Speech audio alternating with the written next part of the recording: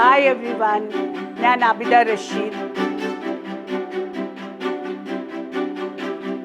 എല്ലാവർക്കും മറ്റൊരു master class വീഡിയോയിലേക്ക് സ്വാഗതം.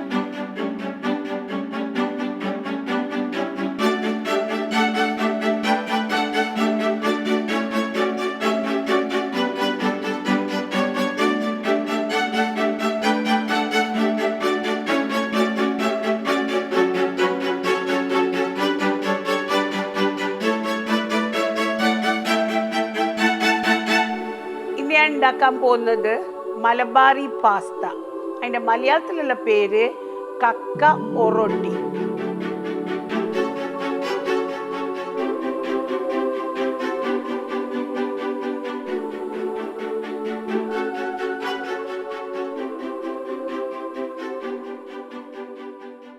കക്ക ഒറോട്ടി എന്ന് പറഞ്ഞാൽ ഒറോട്ടി എന്ന് പറഞ്ഞാൽ പത്തിരി.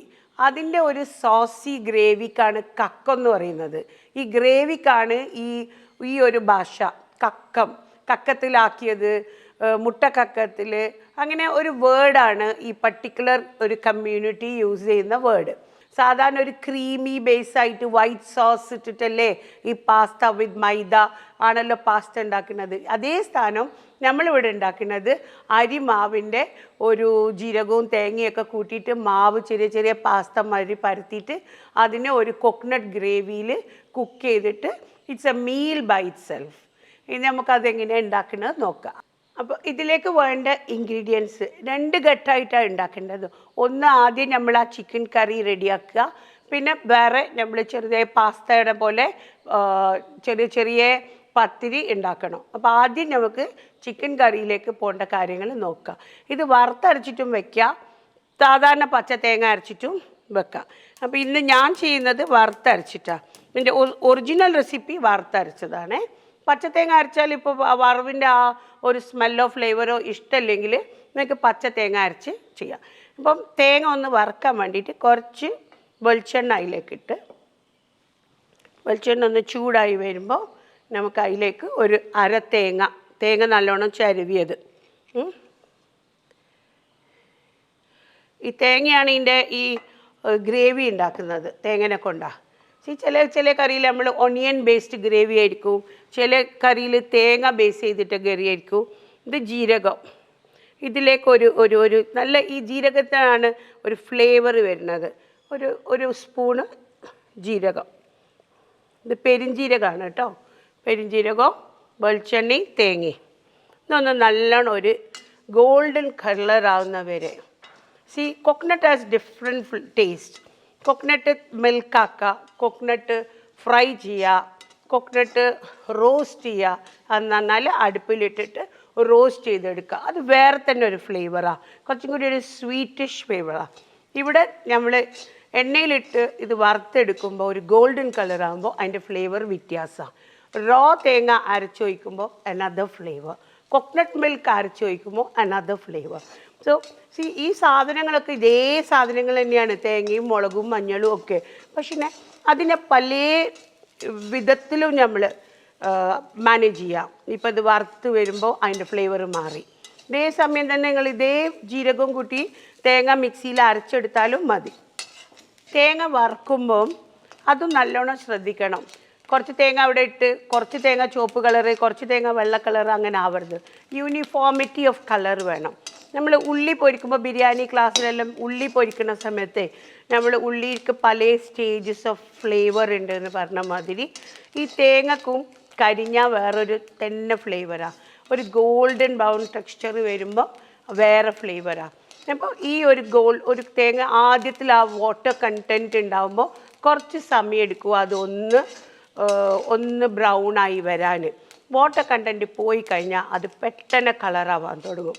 അപ്പം നമുക്ക് എപ്പോൾ അറ്റൈൻ ചെയ്യേണ്ട ഒരു കളറുണ്ട്, ആ കളറ് നമ്മൾ വാച്ച് ചെയ്യണം. ഇറ്റ്സ് ആക്ച്വലി ഒരു ഗോൾഡൻ കളർ. ഇത് ഡാർക്കറായി പോയി കഴിഞ്ഞാലേ നമ്മളുടെ ഗ്രേവി ഡാർക്ക് കളറായി പോകും. അപ്പോൾ നമ്മളുടെ ഇൻറ്റൻഷൻ ഗ്രേവിക്ക് ഗോൾഡൻ കളറാണ്, അല്ലാണ്ട് ഡാർക്ക് ബ്രൗൺ കളറല്ല. നമ്മൾ വറുത്തതിപ്പോൾ ഏകദേശം ഈ ഒരു കളറായി. അപ്പോൾ അത് സ്വിച്ച് ഓഫ് ചെയ്യണം. എന്തുകൊണ്ടാണ് അത് സ്വിച്ച് ഓഫ് ചെയ്യണം? ഈ സാധനത്തിന് നല്ല ചൂടുണ്ട്. ഈ ചൂട് മതി ഈ തേങ്ങക്ക് ബാക്കി കളറിനെ കൊണ്ടുവരാൻ. അപ്പം നമുക്ക് ഡാർക്കർ വേർഷൻ വേണ്ട. It should look more like A pasta അല്ലേ. ടോട്ടലി വൈറ്റ് അല്ലെങ്കിലും ഒരു ലൈറ്റ് കളറാണ്. എപ്പീലിംഗ് ആവണം. എനിത്തിങ് നമ്മൾ ഐക്ക് എപ്പീലിംഗ് ആയാലേ നമുക്ക് തിന്നാനൊക്കെ ഒരു ഇഷ്ടം ഉണ്ടാവുള്ളൂ അതിനോട്. ഒരു ഡാർക്ക് ബ്ലാക്കിൽ അങ്ങ് ഉണ്ടാക്കി വെച്ച് കഴിഞ്ഞാൽ ഇഷ്ടമാവില്ല. അപ്പോൾ ഈ ഒരു സമയത്ത് എപ്പോൾ ഈ ടൈം കാൽക്കുലേറ്റ് ചെയ്യണം. ഇതിപ്പോൾ ഇങ്ങനെ വറുത്തുകൊണ്ടിരിക്കുന്ന സമയത്ത് ഒരു പ്ലേറ്റോ ഇത് റിമൂവ് ചെയ്യാനുള്ള ഒരു പാത്രം കരുതി വെക്കണം. ഇല്ലെങ്കിൽ അത്രയും സമയം ആ കളർ മാനേജ് ആവില്ല. എനിക്കൊരു കളറിലേക്ക് ഒരിക്കലും ഡാർക്കർ ആവണ്ട. ഈക്വലി ഓൾ തേങ്ങൻ്റെ ആ ഓരോ ബിറ്റും സെയിം കളറിൽ മാച്ച് ചെയ്തെടുക്കുക. ചിലപ്പോൾ ഇതിൻ്റെ അകത്ത് ചെറിയ ഉള്ളി ഇടും, വെളുത്തുള്ളി ഇടും. അതൊക്കെ വറുത്തരച്ച കറിയിൽ, ഈ ഒരു കറിയിൽ നമുക്ക് ഈ ഒരു ജീരകത്തിൻ്റെ ഫ്ലേവർ മാത്രം മതി. Everything has to be different അല്ലേ. എല്ലാത്തിലും ഇഞ്ചി വെളുത്തുള്ളി ഇട്ടിട്ട് ഒരേ ടേസ്റ്റ് നമുക്ക് ഫോം ചെയ്യണ്ട. ഇപ്പോൾ ഞാൻ ഉദ്ദേശിച്ച കളർ അറ്റൈൻ ചെയ്ത് ഇതൊന്ന് കൂളാവുന്നുണ്ട്. ഇനി നമുക്കിതൊന്ന് മിക്സിയിലേക്ക് ട്രാൻസ്ഫർ ചെയ്യാം. എന്നിട്ട് നല്ലോണം ഒന്ന് പേസ്റ്റ് ആക്കണം. ഈ തേങ്ങ വറുത്തത് മിക്സിയിലേക്കായി. ഈ കളർ തന്നെ ഞാൻ മെയിൻറ്റെയിൻ ചെയ്തിട്ടുണ്ട് കേട്ടോ, കളർ കൂടിപ്പോയിട്ടില്ല. മിക്സിയിലേക്ക് ഇത് അരയ്ക്കാനുള്ള കുറച്ച് വെള്ളം, അരവിനാവശ്യമുള്ള വെള്ളം, ലൈക്ക് 1 കപ്പ് വെള്ളം അതിലേക്ക് ഒഴിച്ചു കൊടുക്കുക. നല്ലോണം ഒന്ന് പേസ്റ്റ് ചെയ്തെടുക്കുക.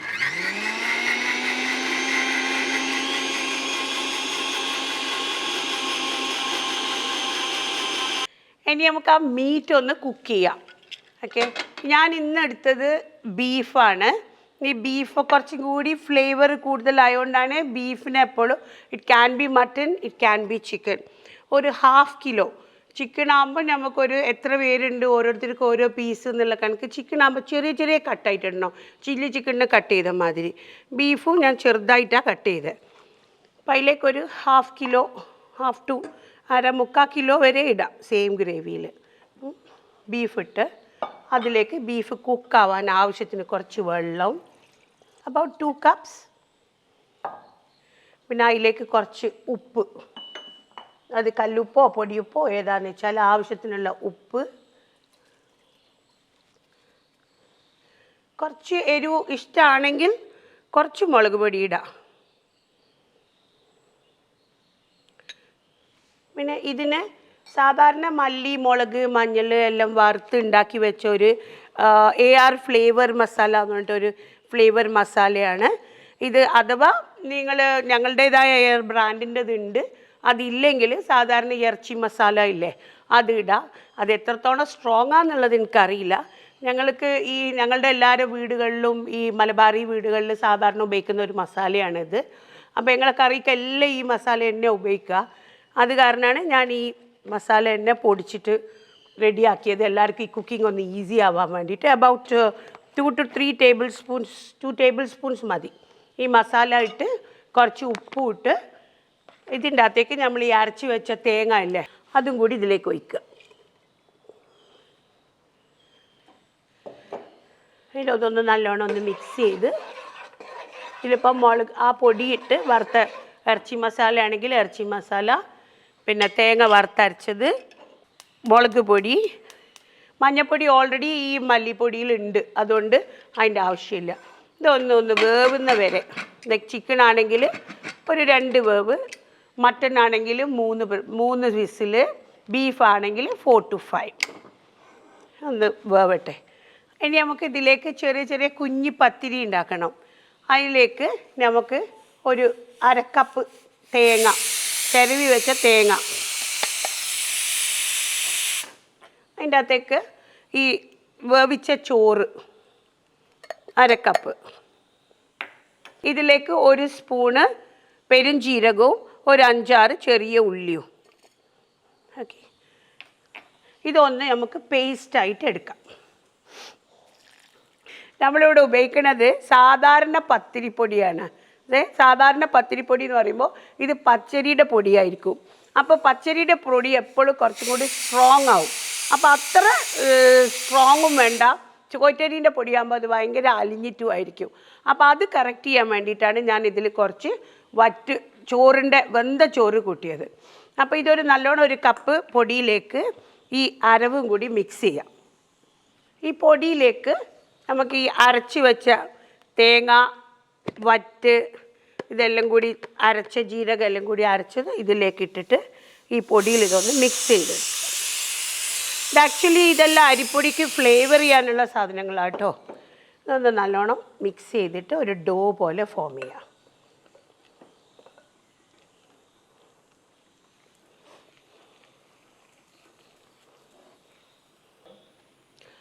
മീൻവൈൽ സ്റ്റീമർ ഓണാക്കി റെഡിയാക്കി വെക്കാം. വെള്ളം തളിച്ചോട്ടെ. ഫുൾ ഫ്ലെയിമിൽ സ്റ്റീമർ ഓണാക്കി വെക്കാം.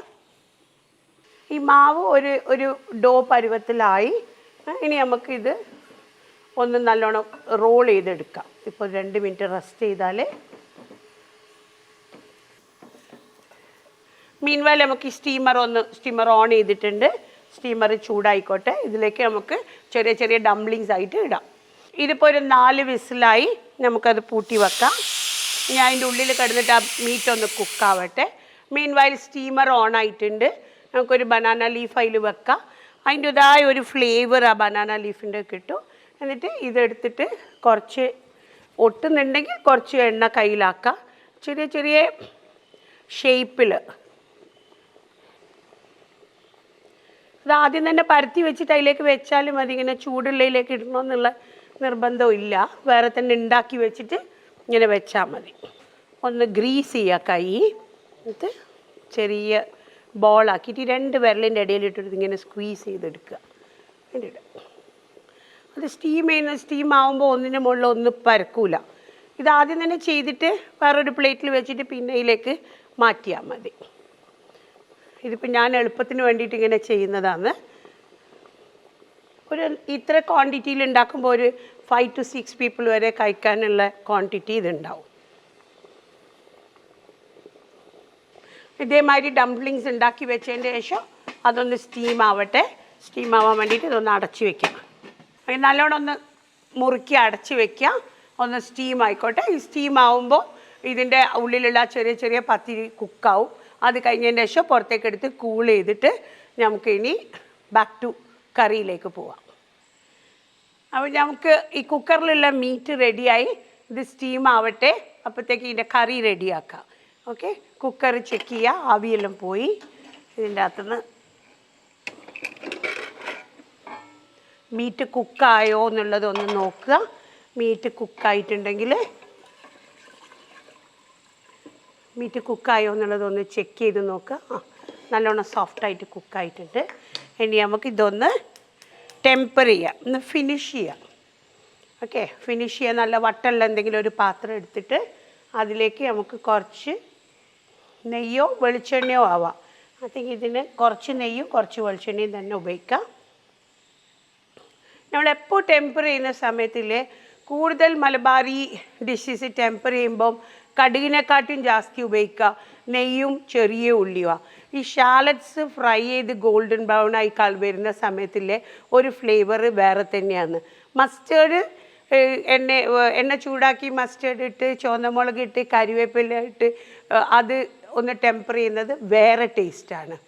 ഇത് ഒരു ഇറച്ചിക്ക് കാര്യത്തിനൊക്കെ കൂടുതൽ നെയ്യും വെളിച്ചെണ്ണയും ഉള്ളിയുമാണ് കൂടുതൽ ഇടുക. പച്ചക്കറിക്കാണ് കൂടുതൽ കടുക് ഉപയോഗിക്കുക. അപ്പോൾ നമുക്ക് കുറച്ച് നെയ്യ് ഇതിലേക്കിടാം. കുറച്ച് വെളിച്ചെണ്ണയും കൂട്ടുന്നുണ്ട് ഞാൻ. അതിലേക്ക് ചെറുതായി കട്ട് ചെയ്ത് വെച്ച ചെറിയ ഉള്ളി, ഒരു 4-5 ഉള്ളി ഉണ്ടാവും, ചെറിയ ഉള്ളി. അതും ഇതിലിട്ട് ചെറുതായിട്ടൊന്ന് കളർ ചെയ്ത് ആ ഉള്ളി മൊരിഞ്ഞ് വരുമ്പോൾ ഒരു കളറ് വരും. ആ ഉള്ളിയിലുണ്ടായിരുന്നില്ല ആ ഒരു വെള്ളമൊക്കെ ഉണ്ടാവില്ലേ, അതിൻ്റെ എസെൻസ് ഓഫ് ദാറ്റ് ഉള്ളി. വലിയ ഉള്ളിയും ചെറിയ ഉള്ളിയായിട്ട് എന്താ വ്യത്യാസം? വലിയ ഉള്ളീനെക്കാട്ടിയും കൂടുതൽ കാരാണ് ചെറിയ ഉള്ളി. കാരം എന്ന് പറഞ്ഞാൽ more flavour, it is small and spicier. അതാണ് ചെറിയ ഉള്ളീൻ്റെ വ്യത്യാസം. പക്ഷെ അതിന് ഒരുപാട് എഫേർട്ട് ഉണ്ട് അത് പൊളിച്ച് മുറിച്ചൊക്കെ എടുക്കാൻ. അപ്പോൾ എന്തിനും നമ്മൾ വേഗം വലിയ ഉള്ളിയാണ് ഉപയോഗിക്കുക. പക്ഷേ ഇങ്ങനെ ടെമ്പർ ചെയ്യുന്ന സമയത്തൊക്കെ നമുക്ക് ഏറ്റവും ബെസ്റ്റ് ഈ ചെറിയ ഉള്ളിയാണ്. അതിനാണ് ഇനിയിപ്പോൾ അഥവാ വീട്ടിൽ ചെറിയ ഉള്ളി ഇല്ലെങ്കിലില്ലേ വലിയ ഉള്ളി ചെറുതായിട്ട് മുറിച്ച് ടെമ്പർ ചെയ്താലും മതി. അപ്പം ഞാനെപ്പോൾ പഠിപ്പിക്കുമ്പോൾ അതിൻ്റെ ടേസ്റ്റ് ഫാക്ടർ നോക്കിയിട്ട് വേണ്ടേ പറഞ്ഞു തരാൻ. അപ്പം ഇതാണ് ഇതിൻ്റെ ഒറിജിനൽ. ഒന്ന് കളറായി വരട്ടെ, മൊരിഞ്ഞ് വരട്ടെ. ഓക്കെ, ചെറിയ ഉള്ളി ഒരു ബ്രൗൺ കളറായി, ചോക്കണമെന്നല്ല കേട്ടോ പറയുന്നത്, all in the golden brown. അതിലേക്ക് നമ്മൾ വേവിച്ച് വെച്ച ആ മീറ്റും ഗ്രേവിയും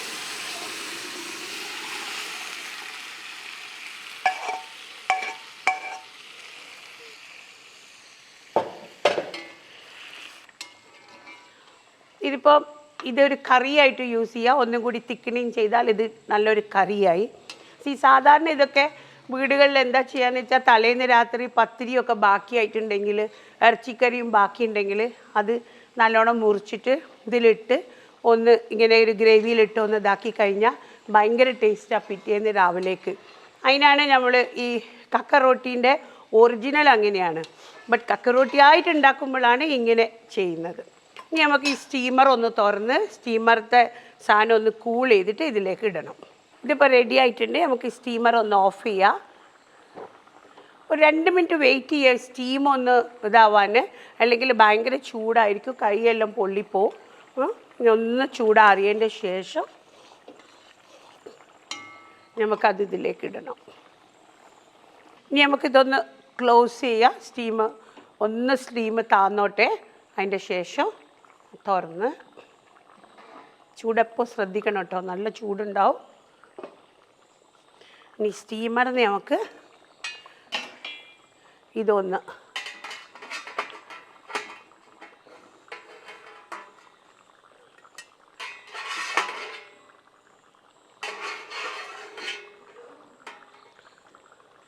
ഇനി ഇത് നമുക്ക് ഈ കറിയിലേക്ക് ഇടാം. ഒന്ന് പൊട്ടിച്ചു കൊടുക്കാതൊക്കെ കട്ട ഉണ്ടാവും, എന്നാലും അതിങ്ങനെ തട്ടിയാലെല്ലാം പുറത്ത് വരും, വേറെ വേറെ ആവും. ഇനി ഇത് കട്ടയായിട്ട് വീണിച്ചിട്ട് കുഴപ്പമില്ല കേട്ടോ, അതൊന്ന് തട്ടിക്കൊടുത്താൽ മതി കറിയിലിട്ടിട്ട്.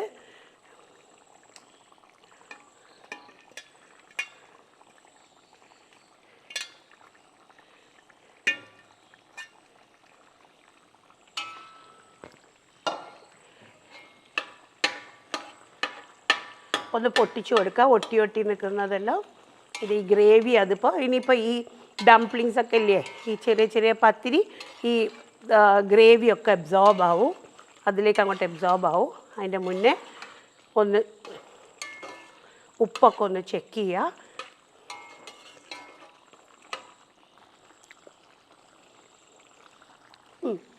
ഫ്ലേവറൊക്കെ അഡ്ജസ്റ്റ് ആയിട്ടുണ്ട്.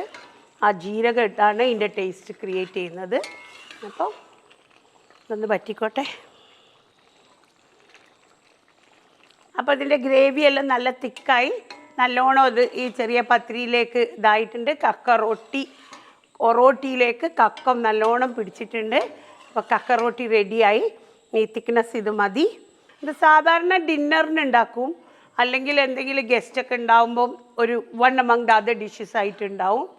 പിന്നെ ഇതന്നെ ഇതേ സിസ്റ്റം ഇനിയിപ്പോൾ ഈ കുഞ്ഞിപ്പത്തിരി ഉണ്ടാക്കിയിട്ടില്ലെങ്കിൽ ഇതേമാതിരി ഗ്രേവി ഉണ്ടാക്കിയിട്ട് തലേന്നത്തെ അരിപ്പത്തിരിയോ അല്ലെങ്കിൽ നേരിയ പത്തിരിയോ അതൊക്കെ ഇതേമാതിരി കറിയിൽ കട്ട് ചെയ്തിട്ടിട്ട് ഇതേമാതിരി ഉണ്ടാക്കിയാൽ ഒരു കക്ക റൊട്ടി തന്നെ ആയി.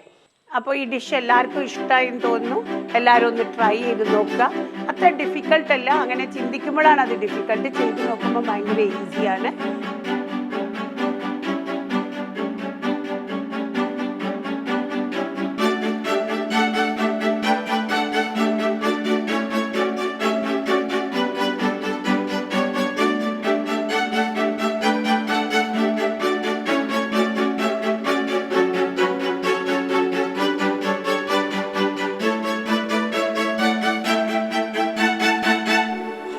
ഇനി ആരെങ്കിലും സബ്സ്ക്രൈബ് ചെയ്യാൻ മറന്നിട്ടുണ്ടെങ്കിൽ ഒന്ന് സബ്സ്ക്രൈബ് ചെയ്യുക.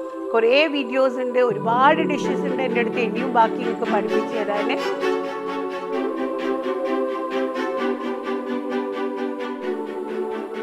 So that's all for today. It's me, Abida Rashid, signing off.